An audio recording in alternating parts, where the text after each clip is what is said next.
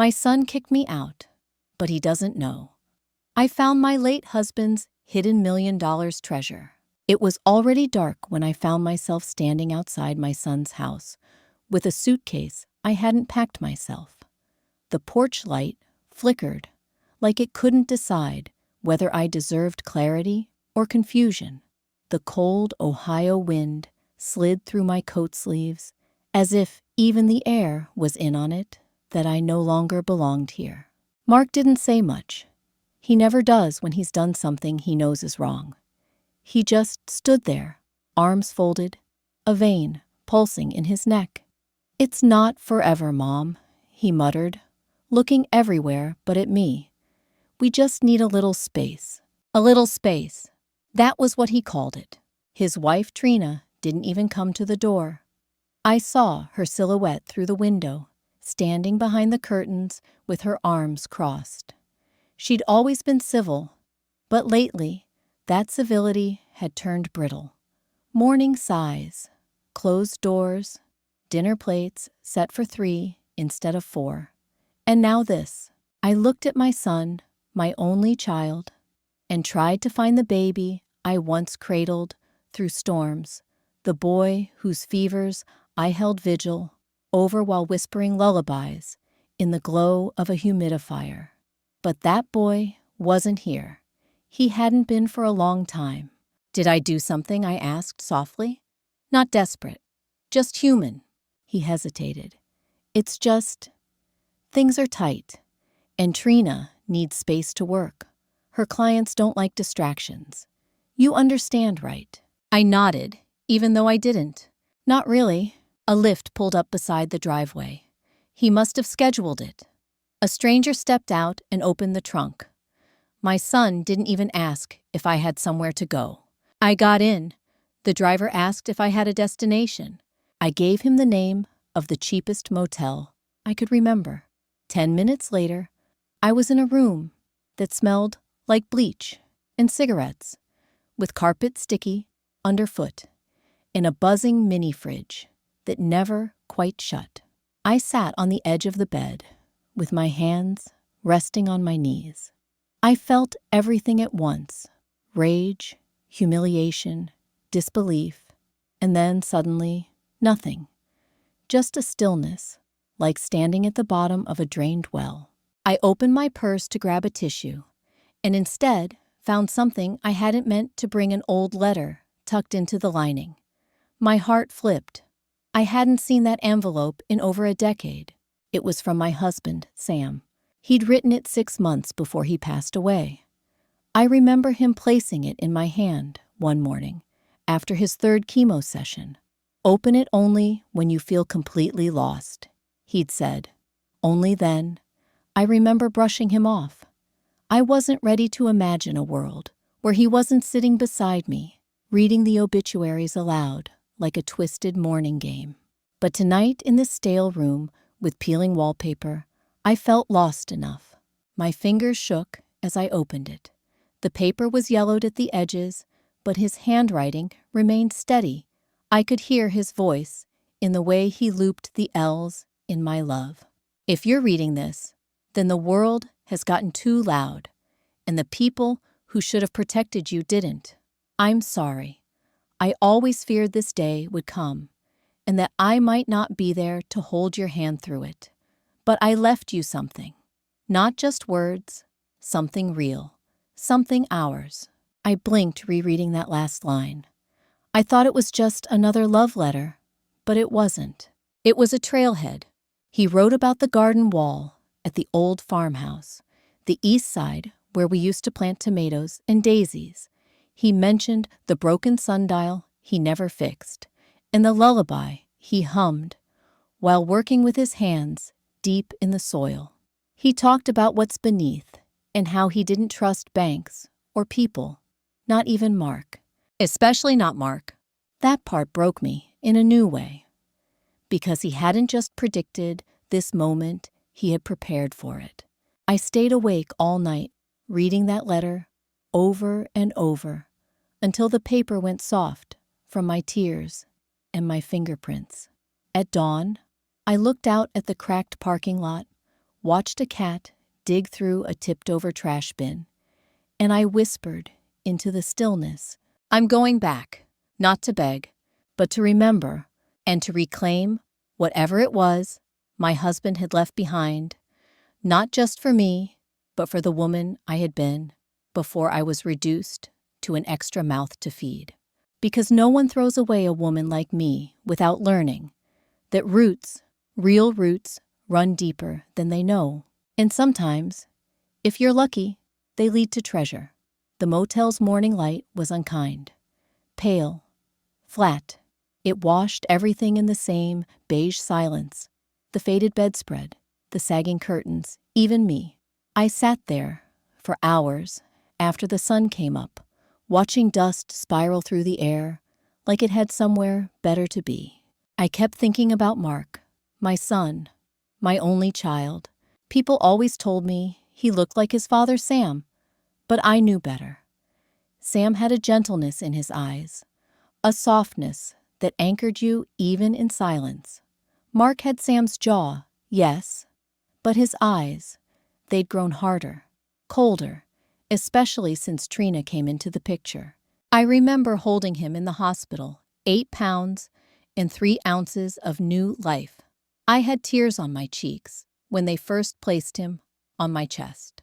Not just joy, but terror, because I loved him too much. I knew I would give him everything, and I did. I gave up finishing my nursing degree, took the night shift at the diner, stretched casseroles, cut coupons, bought him piano lessons when we couldn't afford a second winter coat.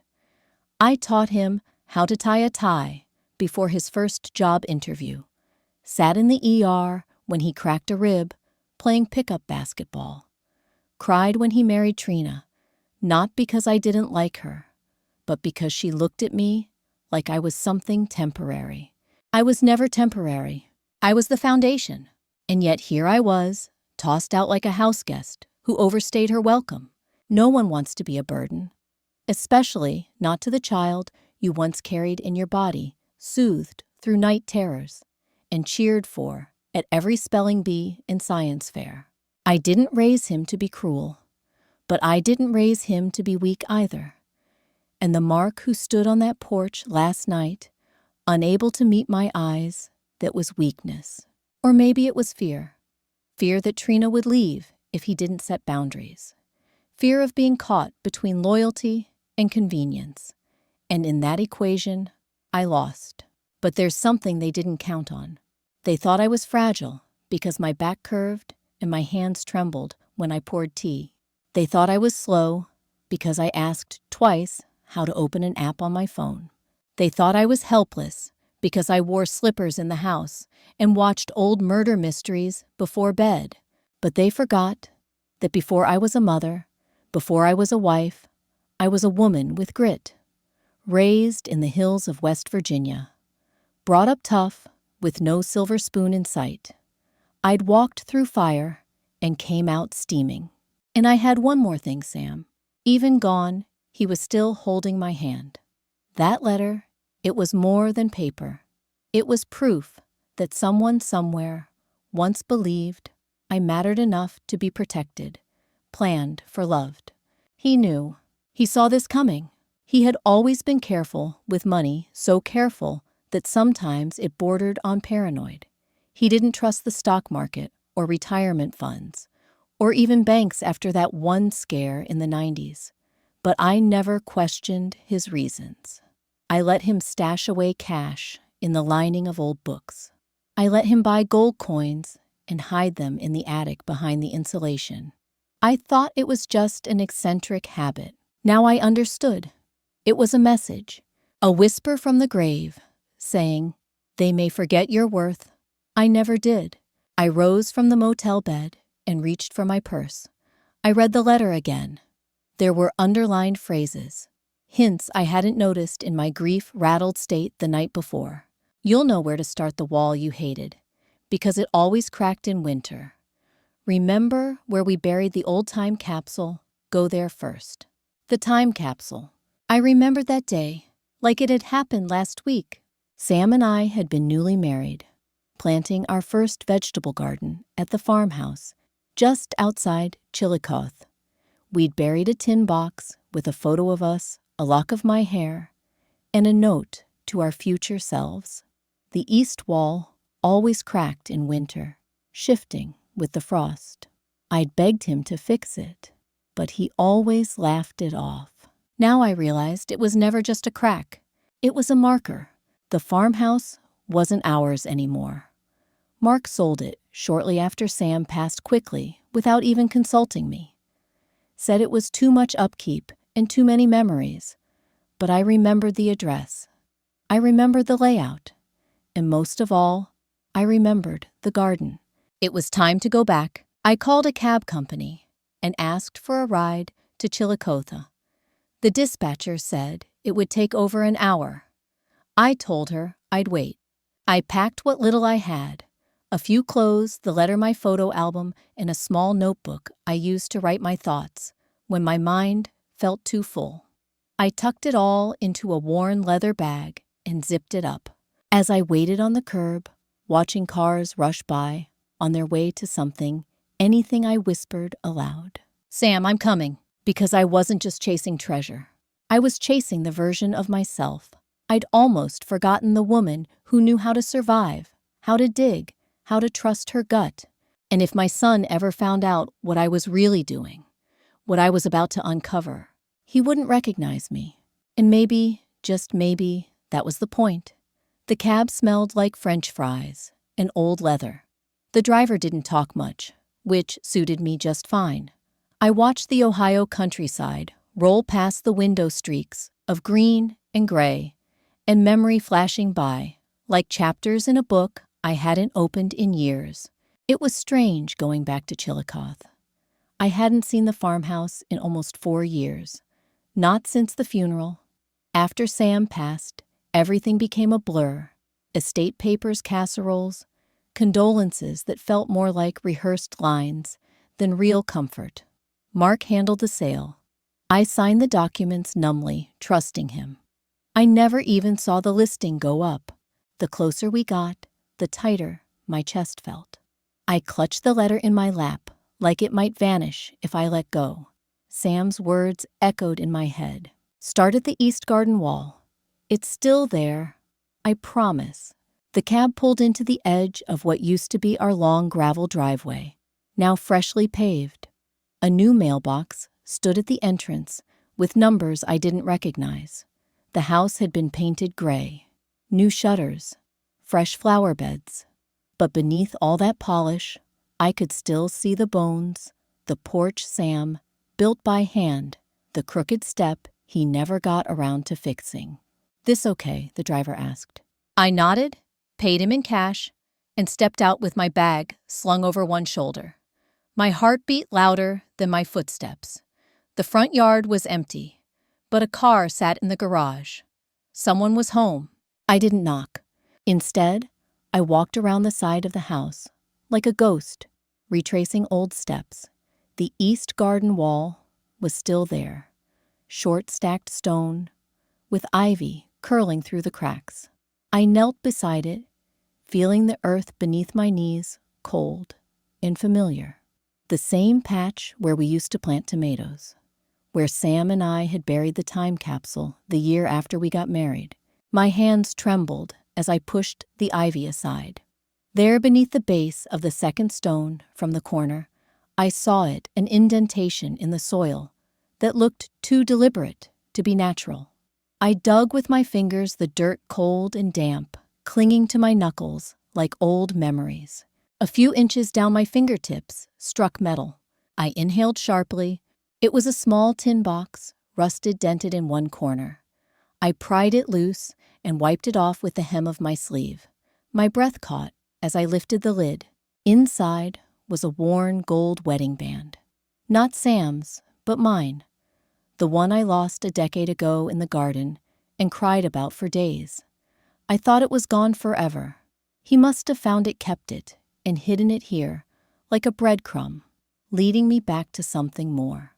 Underneath it was half of an old map torn along the center. A hand-drawn trail led from the farmhouse to a wooded area labeled Blue Hollow.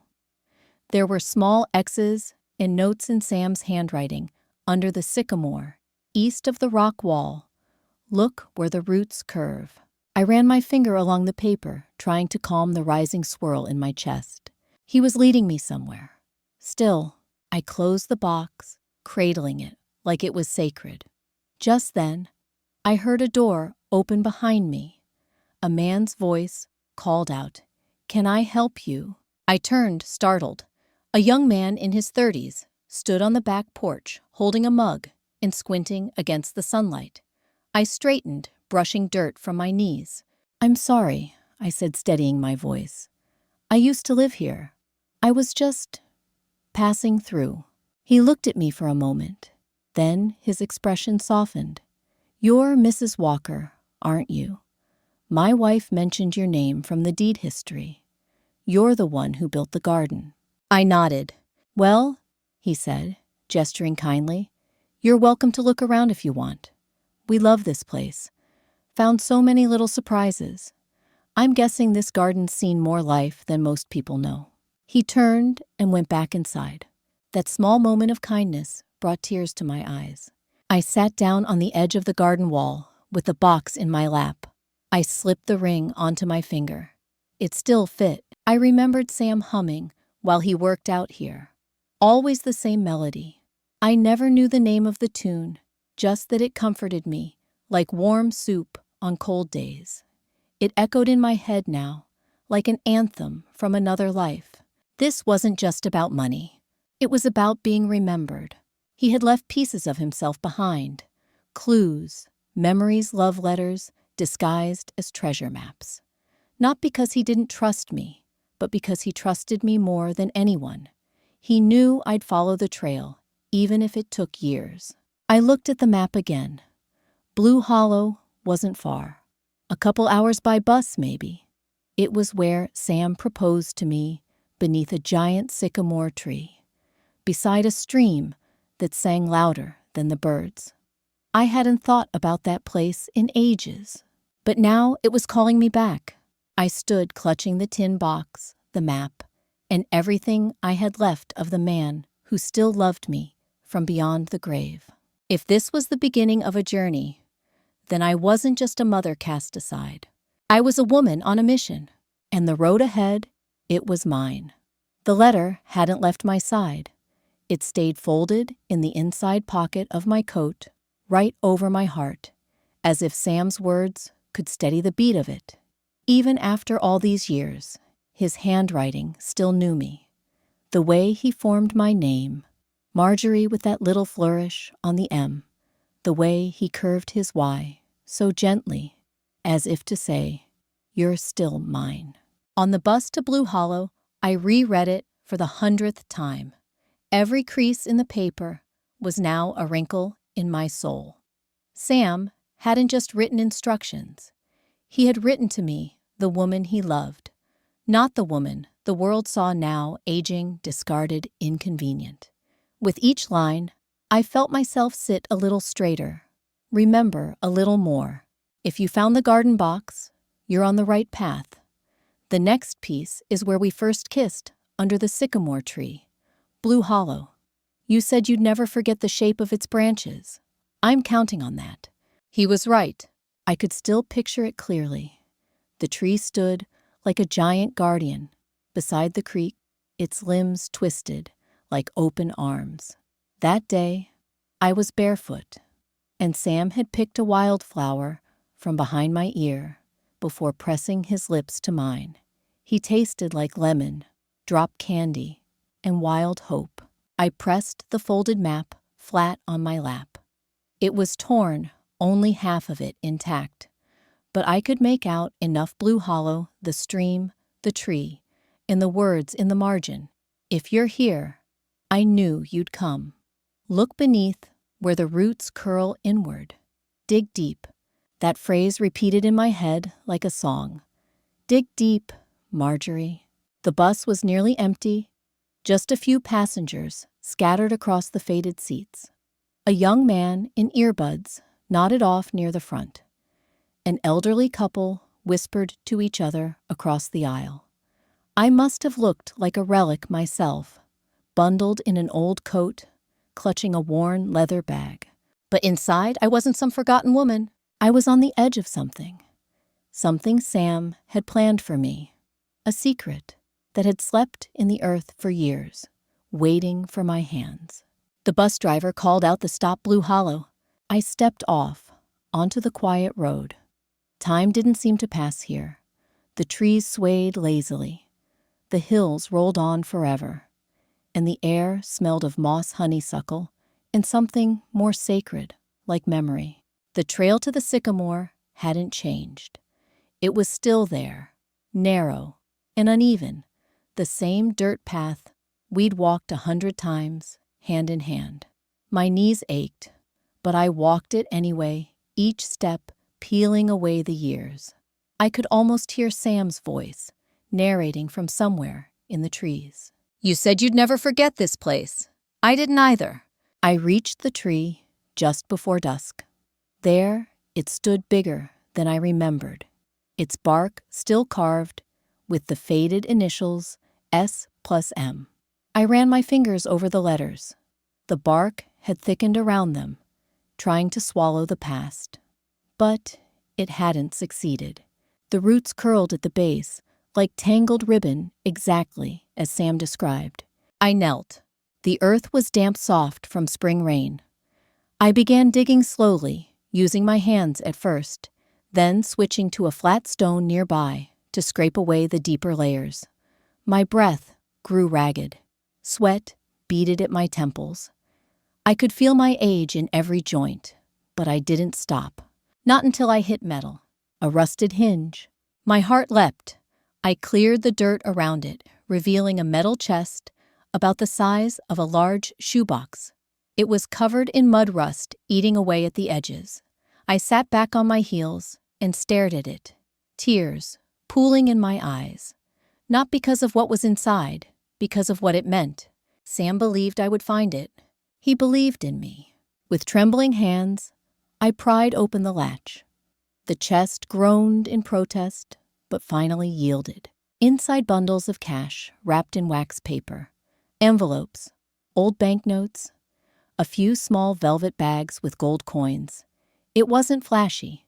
It was careful, organized, like everything Sam ever did. And on top of it all, another letter, addressed to me. You made it.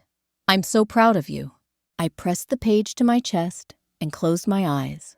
It was more than treasure. It was a message across time. Sam had hidden this, not out of paranoia, but out of devotion. He knew that love doesn't end when breath does. It finds a way to speak, even from 6 feet, under a sycamore tree. I spent the night in a small inn at the edge of town.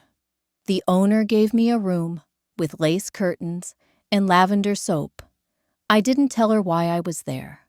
Some secrets are too sacred to speak aloud. I counted the money carefully the next morning, nearly $300,000 in bills alone. The gold coins would fetch more. There were also notes about other accounts tucked inside one of the envelopes. It was clear this was only part of what Sam had hidden. But for now, it was enough. Enough to start over. Enough to stand up straight. Enough to remember that I was never a burden. I was a woman with fire in her bones.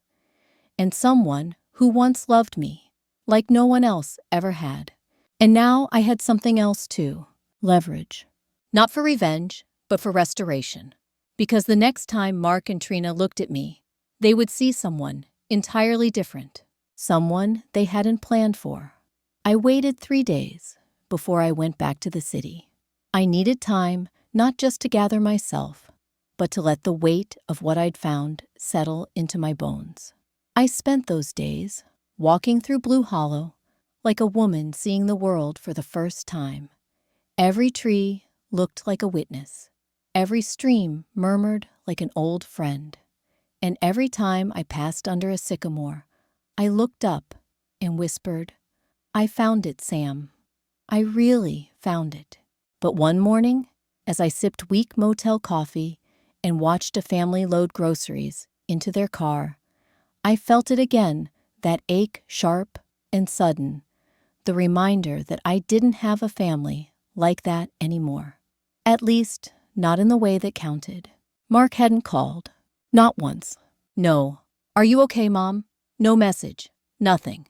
It was time to go back not to him, but to the house where this story began. Our house. The one Mark sold without my blessing. The house where Sam and I planted the rose bush that still bloomed every May, and where I sang lullabies to Mark in a rocking chair that now sat in someone else's living room. I took the bus back to Chillicothe. This time I didn't hesitate. I walked straight to the edge of the old property and stared long at the farmhouse. The shutters were a dull gray now. The porch had been redone, but it didn't carry the soul Sam gave it. And the garden gone, paved over with gravel for a second parking space. A woman stepped out onto the porch holding a baby. Our old house was someone else's now, and yet it still belonged to me in ways they'd never understand. I didn't approach. I wasn't here for confrontation. I wasn't going to knock on the door and demand anything. Instead, I stood at the edge of the road and whispered under my breath, "Thank you, house. Thank you for holding everything I couldn't." Then I turned and walked away. But not without a plan. That night, I checked into a quiet rental near the outskirts of town. I laid out the contents of the metal chest on the small kitchen table, cash letters, coins, and Sam's second note, the one with more than just affection. This one had instructions. "The rest is in the safe deposit box. I opened it in your name. Use the key I left behind the wedding photo.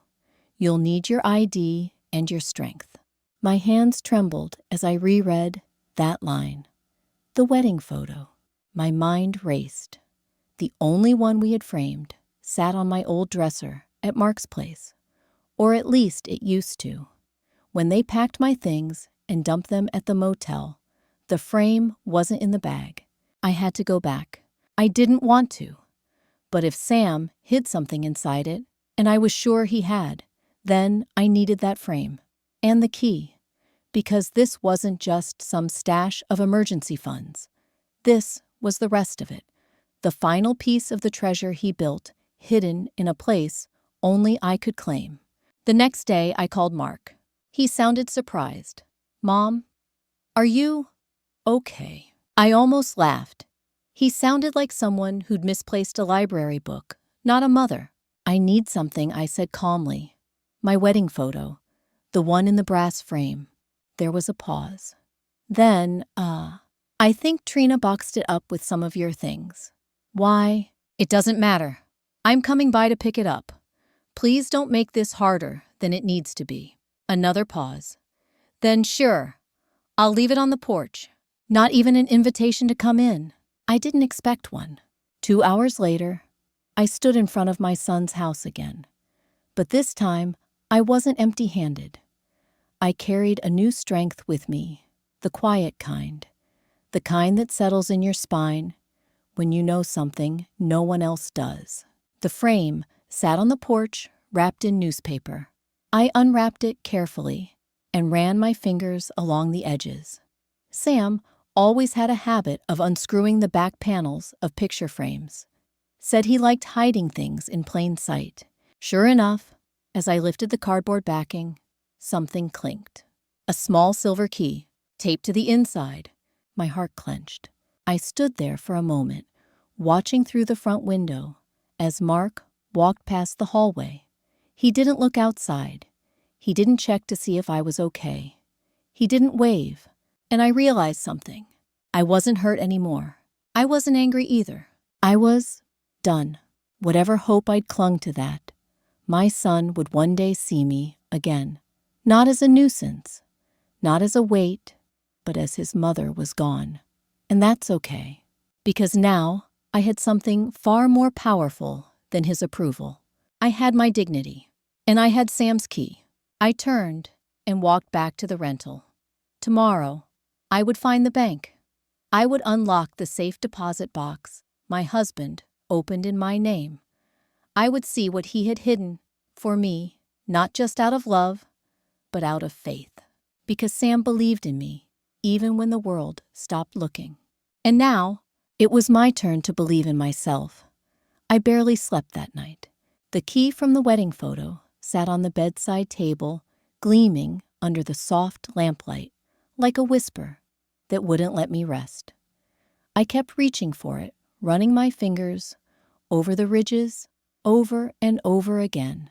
I couldn't help but wonder, how many times had Sam held this in his hands, wondering if I'd ever need it, hoping I wouldn't. But I did. By morning, the world outside my window was gray and misty.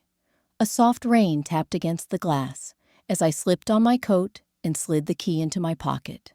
I felt the weight of it, not heavy in mass, but in meaning, in finality. The bank Sam had mentioned in his letter was an old local branch in downtown Chillicothe, just off Main Street. It was the kind of place with a hand-painted sign and brass door handles that smelled like time. I remembered walking by it with Sam in our early years, back when we couldn't afford anything more than dreams. He always admired that building. Solid, he once said, nodding at it, built to last. And now, I stood in front of it 30 years later, holding a key that might change the rest of my life. Inside, the woman at the front desk looked up and offered a polite corporate smile. "Good morning. How can I help you?" I steadied my voice. "I'm here to access a safe deposit box. It's in my name, Marjorie Walker." Her fingers clicked across the keyboard. "Ah, yes, we have a record for that. Looks like it hasn't been accessed in over 10 years. She looked up again, eyes a bit more curious now. "Do you have your ID and the key?" I handed her both. She nodded. "Right this way, Mrs. Walker." She led me down a narrow hallway lined with safety boxes. The silence was thick, ceremonial, like entering a vault of ghosts. The box was waist-high silver and unmarked. She inserted her master key alongside mine and turned both at the same time. "Take all the time you need," she said, before leaving me alone. I held my breath and slid the box out. It was heavier than I expected. Inside, an envelope labeled, "For Marjorie.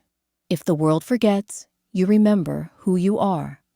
A thick folder with documents, bank statements, trust information, stock certificates in my name. Another velvet pouch with more gold coins. And at the bottom, a small music box. My throat tightened when I saw it. It was the one Sam gave me on our 5th anniversary. The one that played the lullaby he used to hum every time he worked in the garden. The same tune he hummed the night we buried the time capsule. I hadn't heard it in years. With trembling fingers, I wound it up and opened the lid. The melody spilled out soft and haunting. I closed my eyes and let it wrap around me like a shawl. I was back in the garden.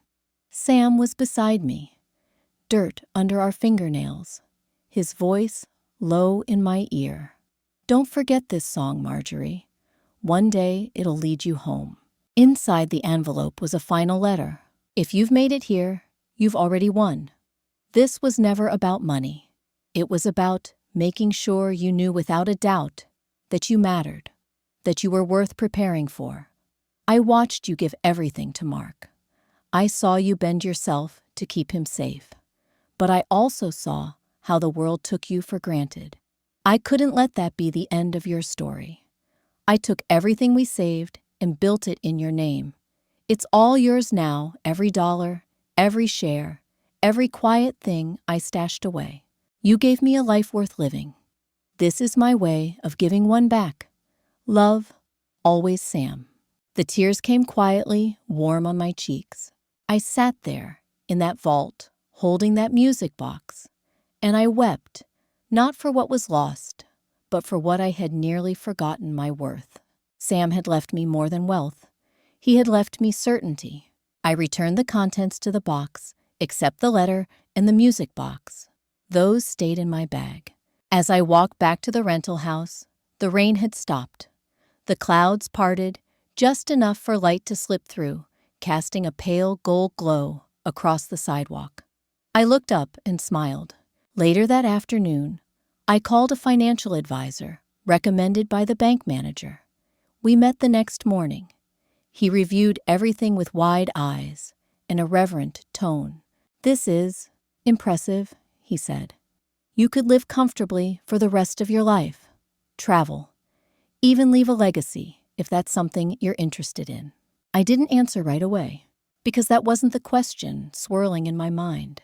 The real question was, what do I do with all this when the people who should have protected me were the ones who turned me out? And perhaps even more pressing, do I tell them, or do I keep it silent, like Sam intended, like a quiet kind of power tucked into the folds of my days? One thing was clear. The woman who had been forced out, with nothing but a suitcase and a broken heart, no longer existed. She had been replaced by someone who remembered the lullaby and who finally understood the message hidden inside it. There was a time years ago when Sam vanished for 2 days. It wasn't like him. He was a man of habit, predictable in the most comforting ways. Always up by 6, always folded his socks, just so, always left a post-it note if he'd be out past dinner. But one Thursday morning, he kissed me on the forehead, said he was going to handle a few errands, and I didn't hear from him again until Saturday night. I was beside myself. Called the hospital, called the police, called Mark, who was in college at the time, and too busy to come home, but worried enough to ask around. When Sam finally walked through that door, dirty and exhausted, he just wrapped his arms around me and said, "Had to take care of something, sweetheart. I'm sorry. I'll tell you someday." Someday never came. Until now, as I sat with the documents from the safe deposit box spread out across the kitchen table of the rental house, that memory crashed into me with sudden clarity. Those 2 missing days weren't random. They were intentional. They were when he set everything up. Receipts, notes, flight records, transactions. They were all dated from the exact time of his disappearance. He'd flown out to Nevada, a private bank, a deposit under my name. Sam had never been reckless, but this had been bold, strategic, done in a way that couldn't be touched by probate or contested by anyone, not even Mark. Not even if they wanted to take it from me. It was mine. He made sure of it, and for the first time, I realized how far ahead he had been thinking. Not just about me being taken care of, but about being protected. Because the truth is, he never really trusted Mark. And now I was starting to understand why. I looked through one of the envelopes marked Family Matters. Inside were copies of insurance policies, handwritten notes, even a draft of a letter addressed to Mark, never sent. It read, "Son, if you're reading this, something's happened to me. I want you to know I love you. But I also want to tell you this. You need to learn how to carry people, not just lean on them. Your mother has given you everything too much, maybe. If you're tempted to forget her, remember she made you. She saved us both more than once. Don't make her beg for space in a world she built." I couldn't breathe when I read that. Sam had seen it. The way Mark took more than he gave. The way Trina, with her gentle criticisms and sideways glances, slowly built a wall between us. How they made me feel like my presence was an inconvenience. Sam saw it coming, and he prepared for the fallout with a kind of grace that only someone who loves deeply can manage. I sat with that for a long time. Then I went to my suitcase and pulled out an old photo album. The leather cover was cracked at the edges, and the plastic sleeves inside had yellowed with time. But it still held our lives in sequence: birthdays, vacations, firsts, and lasts. And tucked between 2 pages was something else I hadn't seen in years.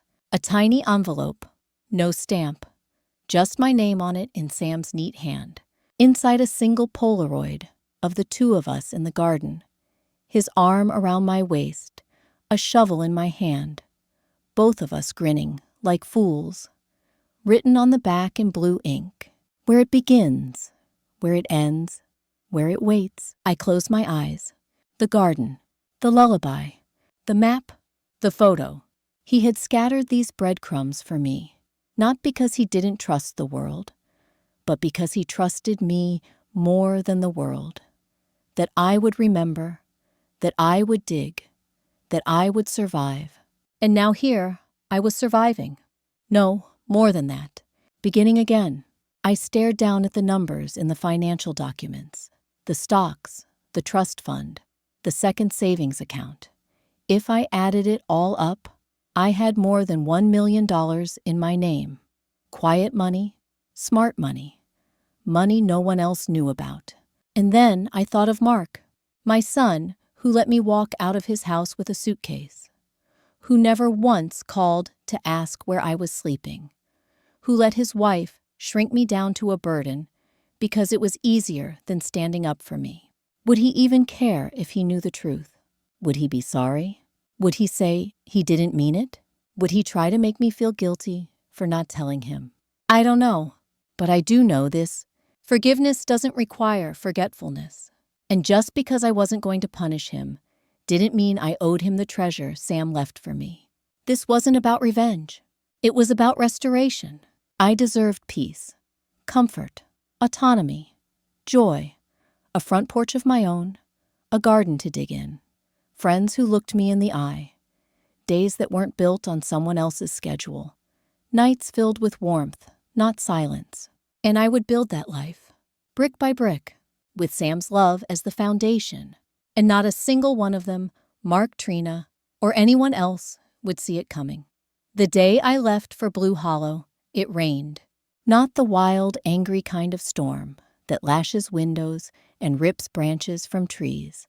This was a slow, steady drizzle, a curtain of quiet tears from the sky, the kind of rain that feels personal, cleansing, soft, a whisper from the heavens saying, "Go." I wore my oldest coat, the brown one, with the fraying cuffs that Sam used to call my battle jacket. I figured it was appropriate. I wasn't heading into war, but I was walking toward something that would change the rest of my life. I stood at the bus stop, gripping the leather strap of my bag. Inside were Sam's letters, the tin box, from the garden wall, the map, and the key. Everything else I owned could be replaced. These things, these were sacred. Blue Hollow was only a few hours away, nestled in the Appalachian foothills, like a secret the world had forgotten. A town where Sam and I used to escape for weekends when Mark was little. It was quiet, honest, and smelled like pine needles and chimney smoke. Sam once said, "If we ever need to disappear, Blue Hollows, where we'll go." Funny how things come full circle. The bus arrived with a hiss of brakes and the screech of wet rubber.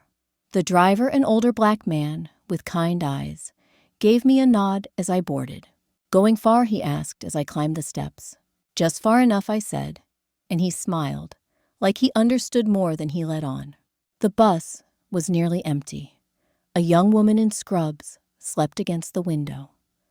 A teen with headphones tapped his foot to some beat I couldn't hear, and me in the third row center aisle, staring out at the rain and thinking about the woman I used to be. I remembered the last time I was in Blue Hollow. Sam had surprised me for our 35th wedding anniversary, rented a little cabin near the river, and made me pancakes that stuck to the pan. We danced to our old records until midnight and made love like two people with nothing left to prove.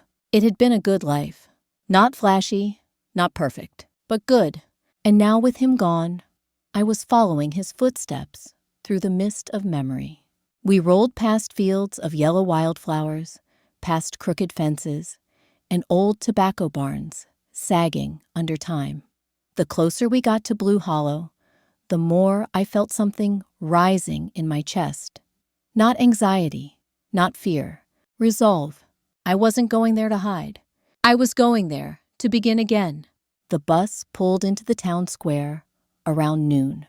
It was as I remembered, charming in the way only places untouched by chain stores can be. The bakery still sat on the corner with hand-painted signs. The hardware store had one of those old wooden doors that slammed with character. And across from it all the inn. The same inn Sam brought me to the very first time we came here. I checked in using my maiden name. It felt like slipping into an old, forgotten skin, one that fit better than I expected. The woman at the front desk handed me a brass key with a room number etched into it. "No card readers here," she said with a grin. "Just the old way." I liked that. My room was small, warm, and smelled like cedar and lavender. I set my bag down gently, as if the contents might shatter from too much sudden movement. I sat on the bed and unfolded the map again. The half I found in the tin box had a crude drawing of the town, a trail into the woods, and a note, "Under the sycamore east of the stream, where the roots curl like a cradle." That tree had been the center of everything. Sam proposed to me under it. Mark took his first wobbly steps there. We had buried a second-time capsule nearby, one just between Sam and me. Could it really still be there? I grabbed my coat and headed toward the path at the edge of town. Rain had left the earth soft beneath my feet. My shoes sank into mud, but I didn't stop. Birds chirped, leaves dripped, and the forest opened up like an old friend letting me back in. I knew that sycamore the moment I saw it. Its great white trunk gleamed even in the shade, and its roots coiled like frozen snakes above the ground. One thick root curved sharply inward, forming a hollow that looked exactly like a cradle. My heart pounded. I dropped to my knees and started digging. The soil was loose, damp, full of old pine needles and rich decay. My hands worked in rhythm with my breath. Deeper, deeper. Then, clink. My fingers struck something hard. I scraped away more dirt and found a box bigger than the one at the farmhouse, made of old wood reinforced with brass corners. It was locked. I reached into my coat pocket and pulled out the key. It fit. The lock clicked open with a satisfying snick, and I lifted the lid. Inside, thick bundles of $100 bills wrapped in faded bands. A separate pouch labeled Savings, Gold Coins, Value est, 75 care. And another letter. This one simply said, "If you made it here, then you're the woman I always knew you were. Everything else is yours now. Start over, or don't. But live, Marjorie. Live fully on your terms. I loved you in this life, and if there's another, I'll find you there too. Sam." I didn't cry, not at first. I just sat there in the woods, holding the letter, and listening to the stream gurgle beside me, like it had been waiting to speak all this time. This wasn't just survival, it was deliverance. Sam had trusted me to find my way, to unlock every piece of the life he left for me. And now that I had it, I could breathe again, truly deeply, for the first time in years. I stayed beneath the sycamore for what must have been hours. Not because I was tired, though I was. Not because the ground was soft and the air peaceful, though it was.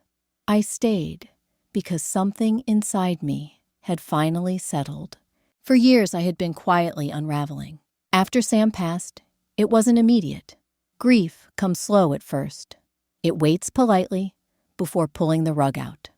I still set 2 mugs out for coffee in the mornings for months. Still folded his sweaters. Still paused when I heard the floor creak at night, thinking maybe somehow it was him. Mark never understood. He visited, yes, called occasionally, but even then I saw it in his eyes, the way he flinched when I spoke too much about his father, The way Trina would steer the conversation away if I got too emotional. They both treated my grief like it was something to be managed, filed away, tolerated, until one day it wasn't tolerated at all. But here, under the tree where it all began, there was no judgment, just wind and earth in the deep, knowing hush of nature. I held Sam's final letter in my lap, the open wooden chest beside me, and I breathed in everything I'd forgotten about myself. My hands caked with soil, felt powerful, not old. My knees sore from kneeling, felt earned, not weak. I had unearthed more than treasure. I had unearthed the version of myself I buried when I became mom and wife and burden. Sam saw me, not just in life, but after death. He'd left me this chest beneath the sycamore, not as a prize, but as proof you are still her, the woman I fell in love with, the woman who danced barefoot in the garden, the woman who never needed permission to live boldly. When I finally stood, I felt taller. Not younger, no, I'd earned every wrinkle, every ache, but taller in spirit, rooted. The walk back to the inn felt like floating. I passed the same trees, the same puddles, but they felt different now, brighter, as if the forest knew it had just returned something sacred to its rightful owner. Back in my room, I cleaned the dirt from my hands, laid the contents of the box out on the bed, and counted everything carefully. The cash alone was over $250,000, neatly bundled, crisp despite the years. The coins, gold, rare, beautifully preserved, would bring even more. And then there were the documents in the envelope at the bottom of the chest. Deeds, 2 of them, one for a cabin in Vermont, and one for a small plot of land right here in Blue Hollow, bought in my name, years ago. I blinked, heart stuttering. The Blue Hollow land was just a 5-minute walk from the inn. According to the paperwork, Sam had purchased it quietly with the intent to build. A small note attached read, "A home for you when the world stops feeling like home." I pressed the paper to my chest and let the tears come. How had I not known? How had he planned so carefully, so fully for a future that he knew I couldn't yet imagine? He had given me more than a second chance. He had left me the gift of choice. And suddenly, I saw it all. I didn't need to go back to Mark's house. I didn't need to justify myself to anyone. I could build something new, something mine, right here, in Blue Hollow. I could plant flowers again. I could sit on a porch swing in the evening and listen to the wind in the trees. I could invite neighbors for tea and learn their stories. I could be seen again, fully, kindly, without conditions. That night, I walked to the plot of land Sam had bought. It was just a clearing, grass and trees and silence. But to me, it looked like freedom. I stood in the center of it, turned slowly in a full circle, and whispered, "Thank you, Sam. I'll make it beautiful." The stars blinked awake above me, shy at first, then bold. The kind of stars you don't see in cities. The kind Sam used to lie beneath, with his arms behind his head, naming constellations he could never quite pronounce. I stayed there until the cold nudged me back to the inn. Tomorrow I would begin the process. Call the realtor, speak to an architect, meet with a financial planner again. Not to ask permission, not to get approval, but to build. Because this time, no one would be able to take it from me. Not with a guilt trip, not with a raised voice, not with a quiet exile. This time it was mine. And as I lay in bed that night, listening to the lullaby from the music box once more, I thought about my son, not with bitterness, but with clarity. He had his choices, and now I had mine. I used to believe that the biggest moments in life arrived, like thunder loud, crashing impossible to miss. But the truth is they're quiet. They unfold slowly, gently, like a page turning in a book you didn't realize you were part of. That's how it felt as I sat in the sunlight, streaming through the lace curtains of the inn, surrounded by the contents of Sam's second box. The cash, the coins, the deeds, and the documents, the ones I hadn't dared open the night before. One envelope was labeled simply, Contingency. I slid the flap open with trembling hands. Inside were notarized copies of legal papers, a living trust established 5 years before Sam passed. The trust named me, and only me, as the sole beneficiary of all remaining marital assets, including several brokerage accounts I didn't know existed. There were letters addressed to the financial institutions, account numbers, instructions for how to transfer funds, all of it under my name. Quiet, meticulous, untraceable by anyone outside of it. Sam hadn't just left me a life raft. He'd left me a kingdom. My breath caught as I flipped through the final page and saw the total asset valuation. Over $1.2 million. And that didn't include the land or the coins. I sat back stunned. Not because of the number, though, yes, it was staggering, but because Sam had done all of this while fighting for his life, while wasting away in a hospice bed, shrinking in body, but not in purpose.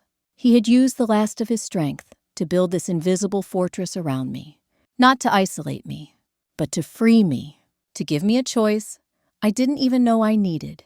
And that changed everything, because now I wasn't clinging to survival. Now I had options. I could stay in Blue Hollow and build the little cottage Sam had dreamed about, plant a new garden, start again, or I could travel, see the places we never got to see together. Italy, Ireland, the Oregon coast. Sam used to say, "We'll go one day, when the world slows down." Well, the world hadn't slowed down, but I had. I had been forced to. And maybe that wasn't such a curse after all. For the first time in a long time, the future didn't feel like a closed door. It felt like an open road. I imagined what it might be like to wake up each morning and ask myself what I wanted, not what was expected, not what was tolerated, not what would keep the peace. I picked up the music box again and turned the key slowly. The lullaby floated through the room like a thread connecting the past to the present. I let it wrap around me, let it remind me who I was before life chipped away at the edges. I was Marjorie Walker, a mother, yes, a wife, yes, but also a woman with her own pulse, her own dreams, her own worth. That night, I sat at the small writing desk in the corner of the room and began drafting something I hadn't written in years. A list of things I wanted, not needed, wanted. A little house with a screened porch, a rocking chair that doesn't creak, a dog, something small and yappy, a row of lavender plants along the front walk, a letter writing desk just like this one, a trip to Italy just once, a birthday cake with my name on it. Not just Mom. The tears surprised me again. They always do now, not because I'm sad, but because I finally feel seen. Sam saw me. Even after death, he made sure I knew I wasn't invisible, that I wasn't forgotten, that I wasn't just the background character in everyone else's story. I folded the list and tucked it into the envelope with Sam's letter. Then I stood and looked at myself in the mirror. Same wrinkles, same silver hair, same eyes. But a new woman. A woman who owned land, and savings, and choices. A woman who had pulled her own past out of the dirt and held it to the light. I didn't look rich, but I looked certain. And that was worth more than anything. There's a kind of ache that doesn't show up in x-rays. It doesn't swell or bruise. It doesn't bleed. It just settles like dust in the places inside you that used to feel bright. That's how it felt when I found the last envelope in the chest, hidden beneath the gold coins, thin and yellowed with age. On the front in Sam's tidy handwriting, "Read this only if you've been hurt by them." I sat down slowly on the edge of the bed. I knew who he meant. He didn't say Mark by name. He didn't have to. There's something about a mother's heart. It breaks quietly, like porcelain, but it remembers everything. And Sam knew me well enough to know that if I ever opened this letter, it meant something had been torn too deep to stitch back together. I took a breath and unfolded the paper. My love, if you're reading this, then the thing I feared most has happened. You've been betrayed, or cast aside, or made to feel like a shadow in your own life. I wish I could stop it. I wish I could stand between you and the pain. But I'm not there. So this is what I can give you instead: truth. I saw the way Mark started pulling away, the way she looked at you like you were something temporary. I kept hoping I was wrong. But every time I heard you say, "It's probably just me," I knew it wasn't. You've spent your whole life being gentle, bending, serving, forgiving. But I want you to do something else now. I want you to choose yourself. Choose peace. Choose joy. Choose space that is fully yours. And know this: you were never the problem. You were never too much or not enough. You were everything. Let the world shrink without you if it must, but don't shrink yourself to fit it. There's nothing left to prove. Just live. By the time I reached the last word, I couldn't see the page anymore. My tears blurred the lines into watermarks. I had spent so many years convincing myself that maybe I was the problem. Maybe I was in the way. Maybe it was okay to be left out of their plans, ignored in their decisions, spoken to in clipped tones, packed up and moved out like a suitcase full of memories that no longer fit their decor. But Sam had seen it long before I did, and he had written this letter to remind me of what he never forgot: that I had value outside of what I could do for others. He feared for me because he knew what happens to women like me. We give, and when we are emptied, the world often forgets to refill us. But Sam hadn't forgotten, and now that he was gone, I had only one choice left: to believe him. I pressed the letter to my chest, then carefully folded it and slipped it into the small leather pouch where I now kept the other letters. I would read them again, on lonely nights, on bright mornings, on days when I felt small. I would carry his words with me like armor, and I would no longer apologize for taking up space. That afternoon, I did something I hadn't done in years. I walked into a real estate office, head high, purse in hand, and said, "I'm here to build a home." The young agent blinked at me, like I'd just spoken a different language. But then she smiled. "Tell me what you're envisioning." And I did. A cottage. One story, a wraparound porch, big windows, a fireplace, a sunroom filled with plants, a rocking chair by the window, a tiny guest room for when someone visits, but only if they're kind. I told her about the plot of land Sam had left me, about the way the trees frame the clearing, about how I wanted a garden in the back raised beds, just like Sam used to build. Maybe even a hammock strung between the trees. She scribbled down notes, then looked up and said, "We can make this happen." And I believed her, because now nothing felt impossible.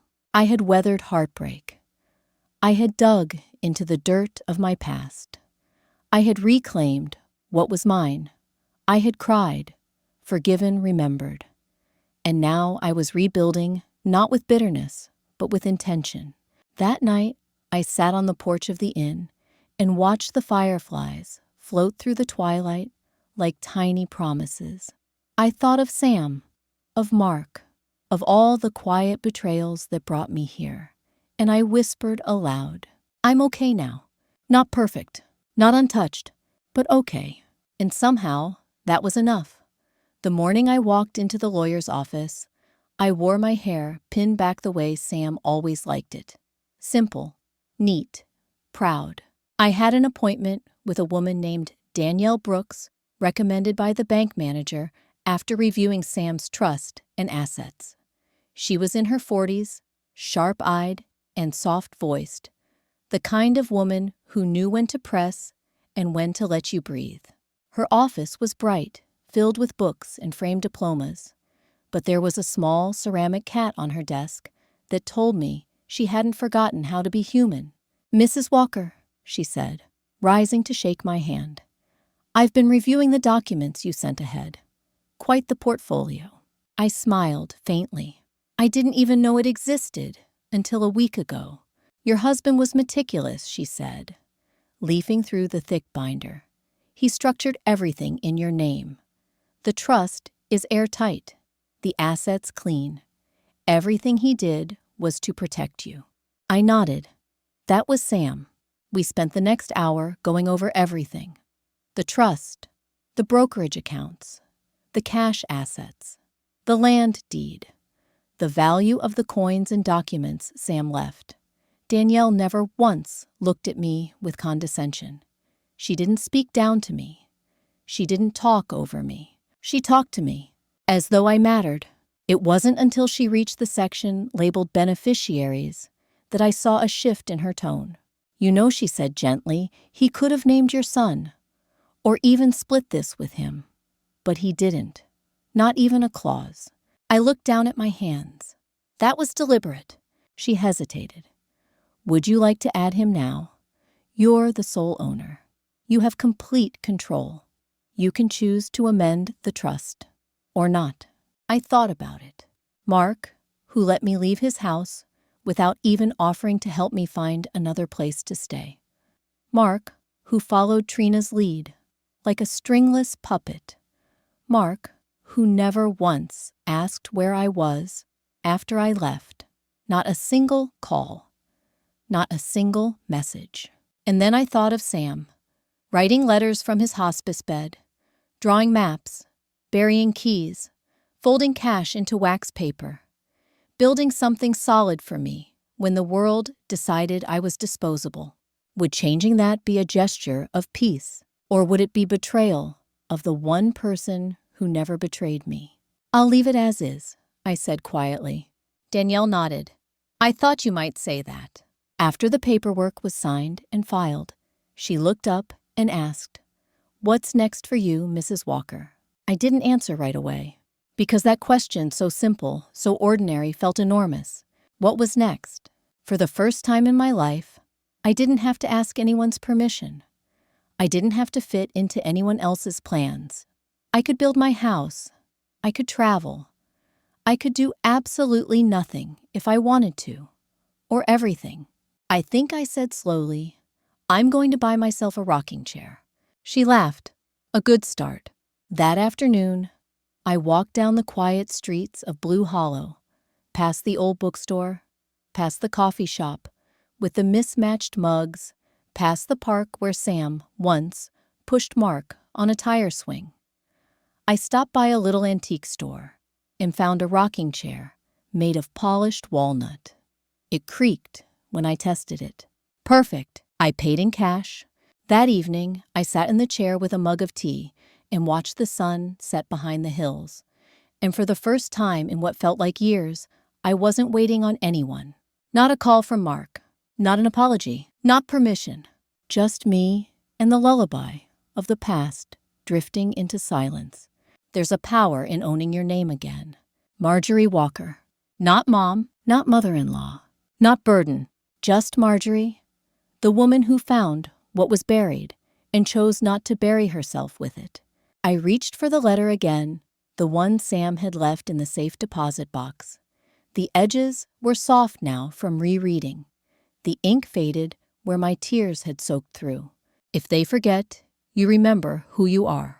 I whispered it like a vow, because no matter what came next, no matter who re-entered my life or who stayed gone, I had found my center again. Not in revenge, but in restoration. It started with a voicemail, a crackling message on my old flip phone that I hadn't touched in days. I almost didn't check it, thought maybe it was the bank again, or the furniture delivery confirming the rocking chair. But something in my gut told me to listen. "Hi, Mom. It's Mark. I don't know where you are. Trina and we've hit a rough patch. The house, we might have to sell. Things got complicated. I just wanted to check in. I hope you're okay. Call me back." He sounded tired and scared. It had been over a month since I left his doorstep with a suitcase in hand, and no plan but to survive. Not a word from him. Not until now. Not until he needed something. I set the phone down and stared at it for a long time. Part of me wanted to cry. Another part, the part that had carried me through the digging and the maps and the trust documents, felt still, not angry, not vengeful, just still. The next morning, he called again. This time I picked up. "Mom," his voice cracked like a boy again. "I've been trying to reach you. Where have you been staying?" I took a slow breath. "I'm in Blue Hollow." There was a pause. Blue Hollow, why? "Because it's where I chose to be." Another pause. "Look, I just wanted to say I'm sorry. About what happened, about how things went down. Trina, well, we were under a lot of stress. And the house, we're losing it. Her business folded, and I got laid off. I'm sorry to hear that," I said. "And I meant it, but I didn't move to fix it. Can we come visit?" he asked suddenly. "I mean, it's been a while, and maybe we could stay a few days just to figure things out." I looked out the window at the land Sam had left me. The garden was already taking shape, planted with lavender, tomatoes, and peonies. The contractor was nearly finished with the porch. The rocking chair sat where the evening sun touched it, warm and golden. I had room, but not for chaos. "Yes," I said slowly. "You can visit for tea. Tomorrow. I'll send the address." Only later did I realize he never asked how I could afford any of this. Not how I found a place. Not how I bought land. Not how I rebuilt from nothing. He still thought I had nothing. When they arrived the next afternoon, Trina looked smaller than I remembered. Less polished, less smug. She offered a strained smile as I opened the door to the cottage.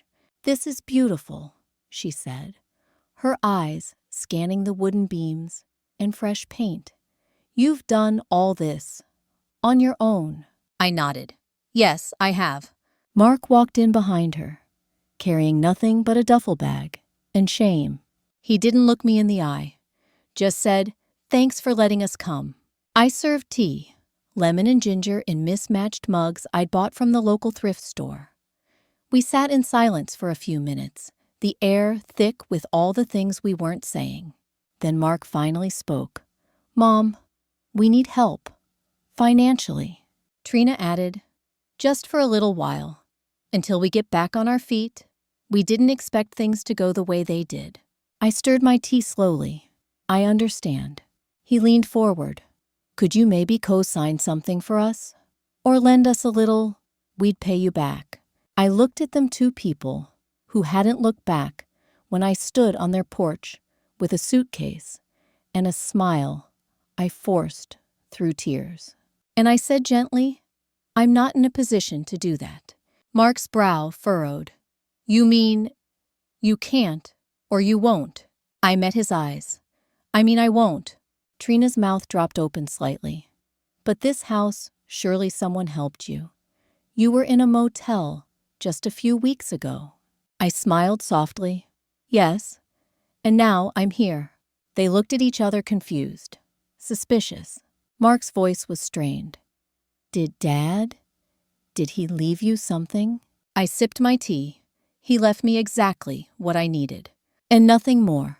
I didn't need to explain.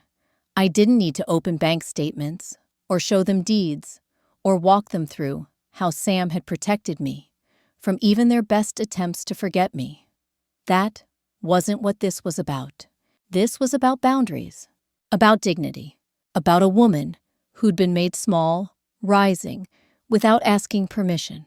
They left after an hour. Polite, quiet, unsure. They didn't ask to stay. They knew better. And when I closed the door behind them, I didn't cry. I didn't shake. I didn't even sigh. I just walked out to the porch, sank into the rocking chair, and listened to the trees whisper the same lullaby Sam used to hum in the garden. Because I had come full circle, and I didn't need to be rescued. I had rescued myself. It was strange watching them leave without slamming a door. No dramatics, no last-minute insults. Just two people walking back down a gravel path with the weight of their own choices pressing on their shoulders, not mine. I watched them through the lace curtains, not in triumph, but in peace. They didn't look back, and I didn't wave.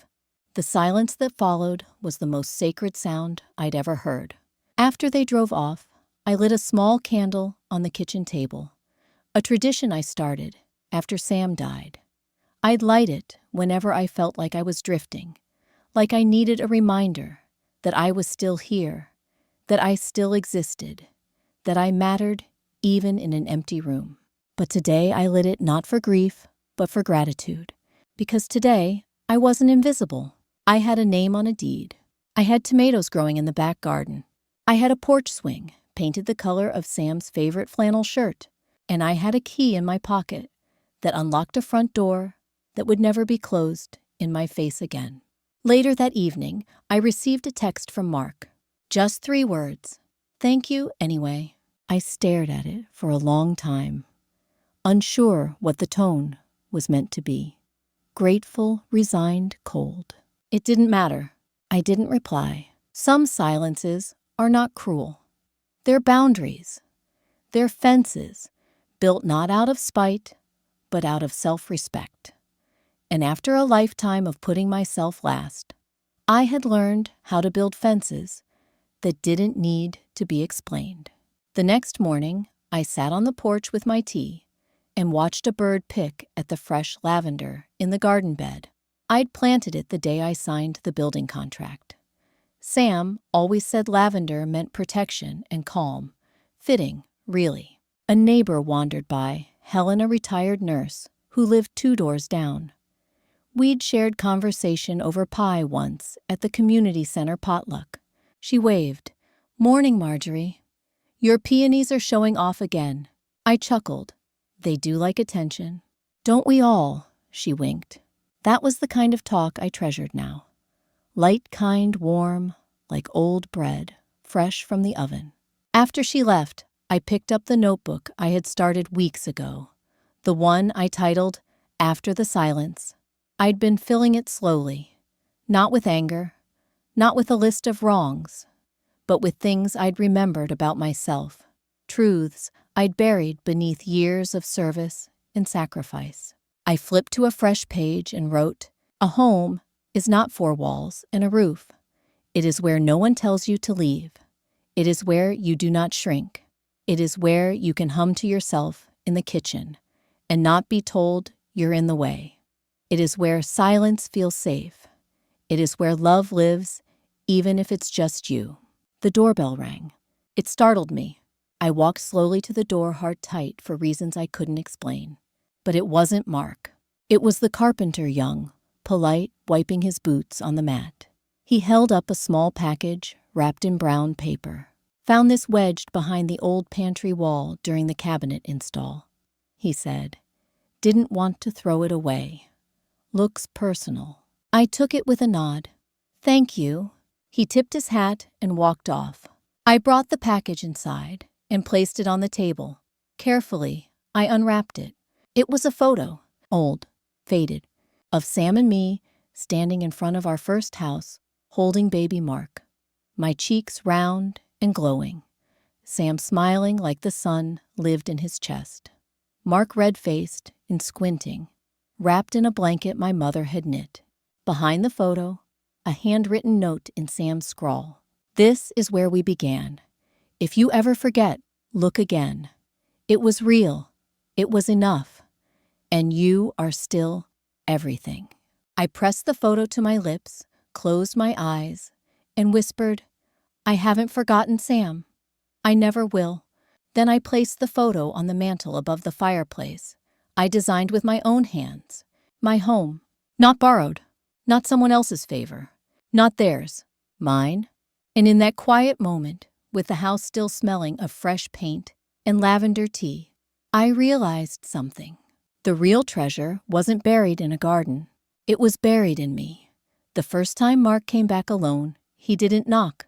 He stood at the edge of my garden, like someone unsure if they belonged in the photograph they'd wandered into. I saw him from the kitchen window, hands in his pockets, shoulders hunched, the same posture he used to have after striking out in Little League. The only difference now was that no one was waiting with open arms and a juice box to make it better. I opened the front door and stepped onto the porch. He looked up startled. I didn't want to intrude. "You're not," I said, "but I don't invite people inside anymore unless they come with honesty." He nodded slowly. "I wanted to talk," he said. "Without Trina. Just me." I said nothing. Not yet. I let him feel the space between us, the one he had carved, the one I had filled with soil lavender and truth. "I think I messed up," he finally whispered. I raised an eyebrow. "You think?" He laughed. Once, bitter and broken. "No. I know. I knew it the day I packed your things and left them on the porch like you were some stranger who overstayed her welcome." I sat down on the porch swing. He stayed standing. "I didn't know about Dad," he said. "About the trust. About the money. But that's not what bothers me the most." "What does?" "That you didn't tell me," he said, his voice raw. "You didn't tell me you were building this. You didn't tell me you had land or plans or anything. I didn't even know you could." I looked at him then. Really looked. "You never asked." That landed. He blinked, swallowed. And in the silence that followed, I felt something shift. Not in him and me. For years, I thought grace meant silence. That to be kind was to stay quiet. That to be the bigger person was to swallow hurt, to make excuses for those who never said sorry, to nod and smile, and accept crumbs as a banquet. But grace isn't silence. Grace is standing in your truth without setting yourself on fire to keep others warm. So I stood. I walked down the porch steps until we stood face to face. "I'm not angry," I said. "Not anymore, but I'm not forgetful either." He nodded. "I know. You don't need to apologize for the past," I added. "But you do need to decide who you want to be going forward. Not for me, for yourself.